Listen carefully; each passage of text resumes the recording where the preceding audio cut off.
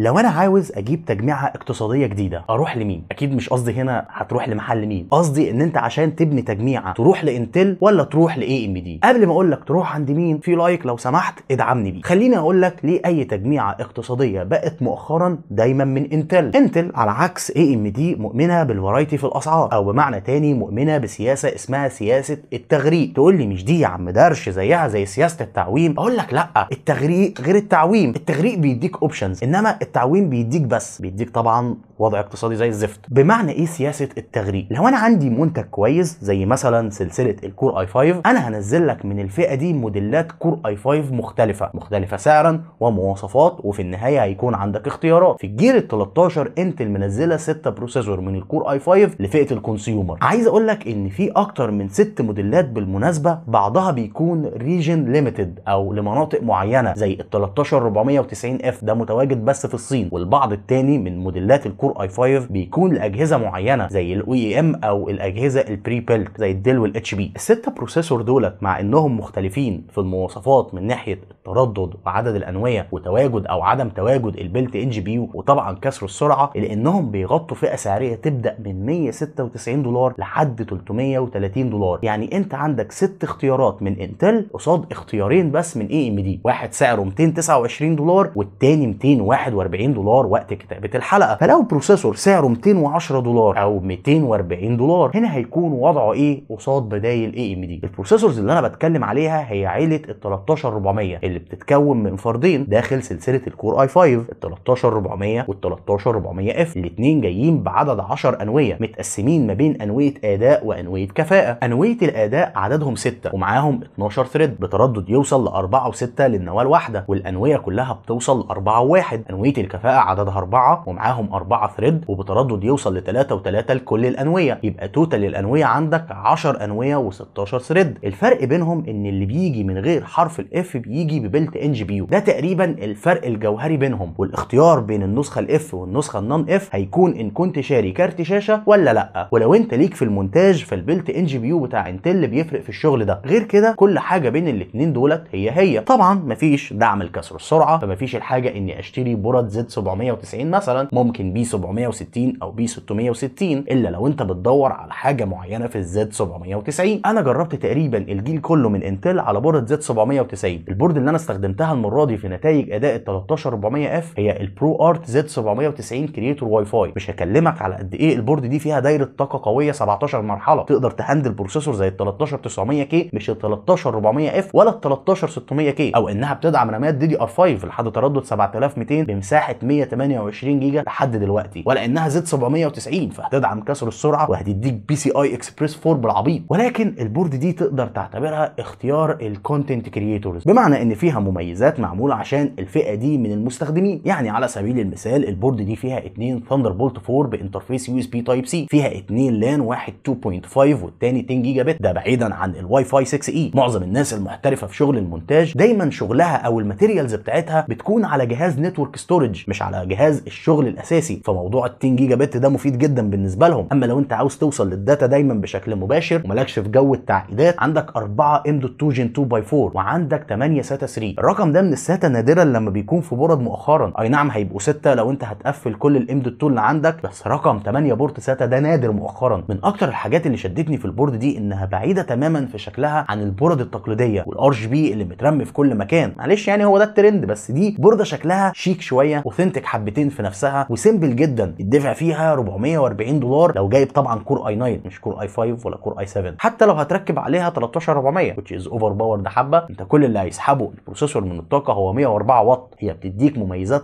اكتر من دوائر الطاقه. بالمناسبه كنت اتمنى ان انتل فعلا تاخد بعين الاعتبار نقطه كسر السرعه في البروسيسور النون كي والبورد البي سيريز، او تخليها على استحياء شويه. البروسيسور ده مش بس بديل ال 12400 او ال 12400 اف، انما هو بديل ال 12600 كي من حيث عدد الانويه. ال 12600 كي كان بيجي بنفس عدد الانويه، 10 انويه بنفس تقسيمه انويه الاداء والكفاءه وتوتال 16 ثريد. ازيدك من الشعر بيت، اصلا ال 13400 ما هواش معماريه جديده، او بمعنى تاني ما شافش نفس التحسينات اللي تمت على الجيل ال 13 مقارنه بالجيل ال 12. انتل استخدمت كل حاجه كانت موجوده في ال 12600 كي من معماريه وعدد انويه، ولكن سابت التردد لل 12600 كي اللي بيوصل ل 4 و8 ونقطه كسر السرعه. تقدر تعتبر ال 13400 ريبراند من ال 12600 كي بس بمميزات اقل. عشان كده بقول لك لو كان في نقطه كسر السرعه على استحياء كان هيكون في بوتنشال احسن، لان فرق الاداء بين ال 13400 وال 12600 كي كان متوسط 8% لصالح ال 12600 كي، وده عشان فرق التردد للانويه كلها سواء كانت انويه الاداء او انويه الكفاءه. انما المفاجئ كان اداء ال 13400 قصاد ال 7600 اكس من اي ام دي. ال 7600 اكس بيجي بعدد 6 انويه و12 ثريد، فهو اقل في اعداد الانويه واعداد الثريدز من ال 13400، بس المعماريه متطوره عن معماريه ال 13400. فزي ما ال 7600 اكس كان اقل من ال 12600 كي بمتوسط 6%،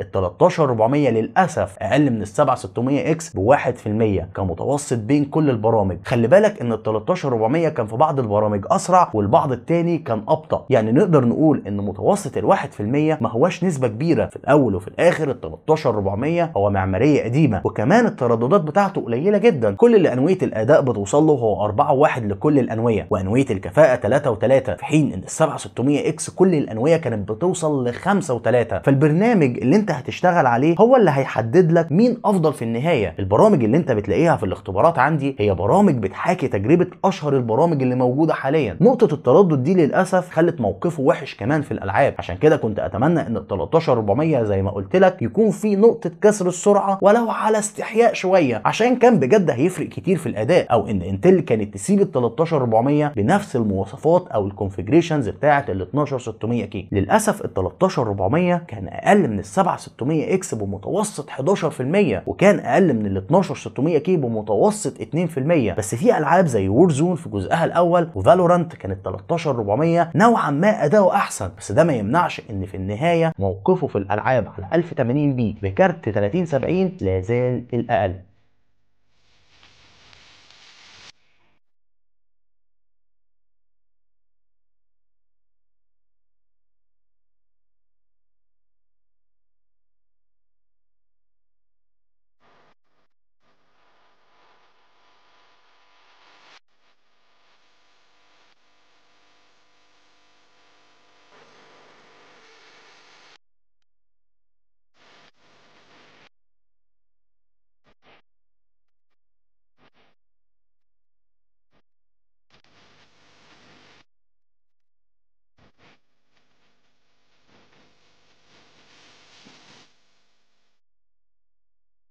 خليني الخص لك الكام نقطه اللي فاتوا دولت في الجزئيه دي. ال 13400 هو ال 12600 كي، بس مفيش كسر سرعه، والتردد في كل الانويه والنواه الواحده اقل من ال 12600 كي في البرامج ب 8%، وفي الالعاب اقل منه ب 2%. ال 7600 اكس احسن في اداء الالعاب بنسبه كبيره جدا، وده يخليه افضل بروسيسور للالعاب في رينج ميزانيه ال 200 دولار، على العكس في البرامج 1% بس فرق اداء احسن بينه وما بين ال 13400. في استهلاك الطاقه ال 13400 بيسحب طاقه اكبر من ال 12600 كي، ودي نوعا ما غريبه جدا، بس اقل من ال 7600 اكس ب 21 واط. فال 7600 اكس على عكس ال 7950 اكس وال 7900 اكس، او زي ما احنا متعودين من اي ام دي، مقارنه باداء البروسيسور في البرامج ما هواش الاكثر كفاءه. بالعكس ال 12600 كي هنا كفرق اداء في البرامج يعتبر الاحسن من حيث استهلاك الطاقه مقابل الاداء. الاسعار وقت كتابه الحلقه هتكون كالاتي: ال 13400 النسخه العاديه هتلاقيها ب 240 دولار، والنسخه الاف ب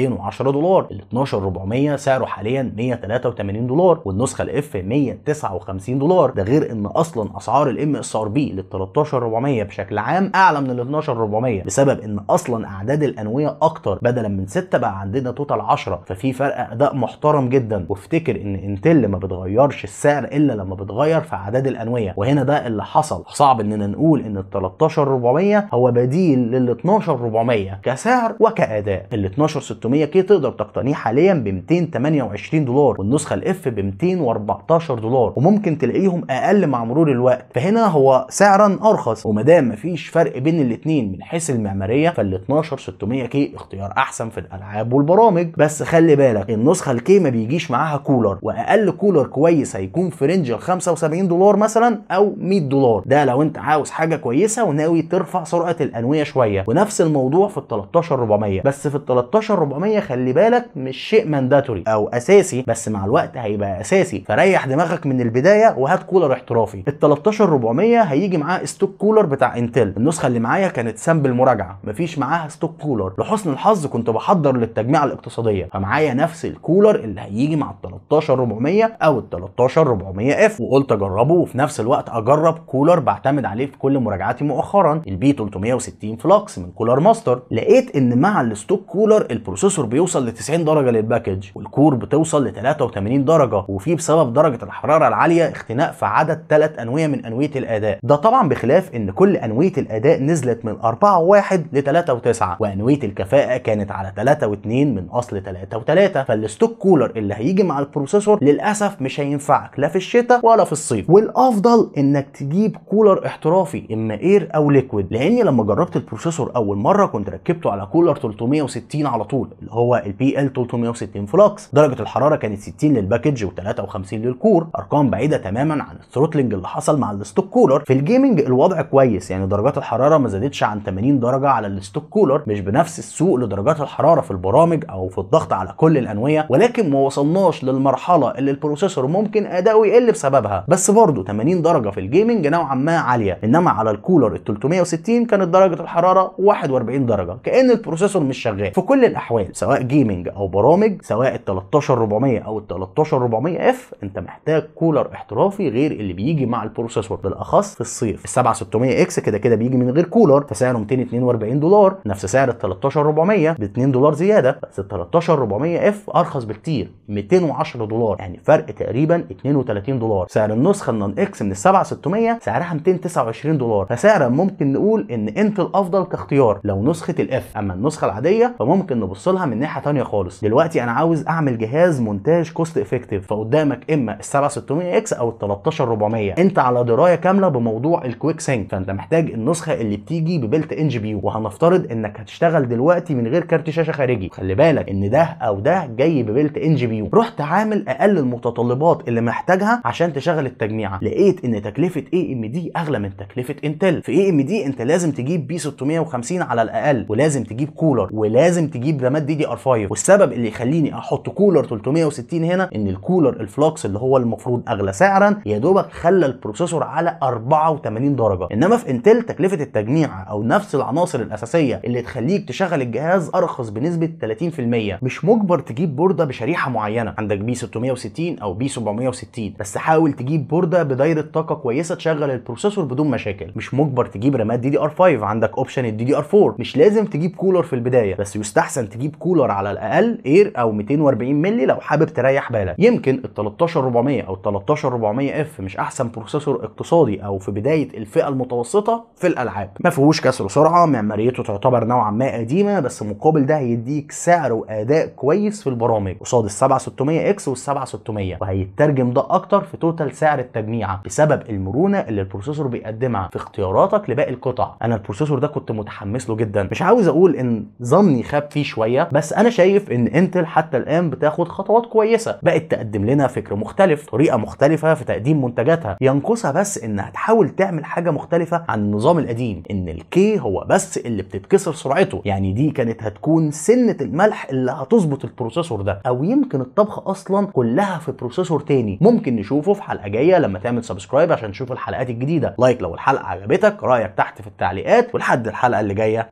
سلام.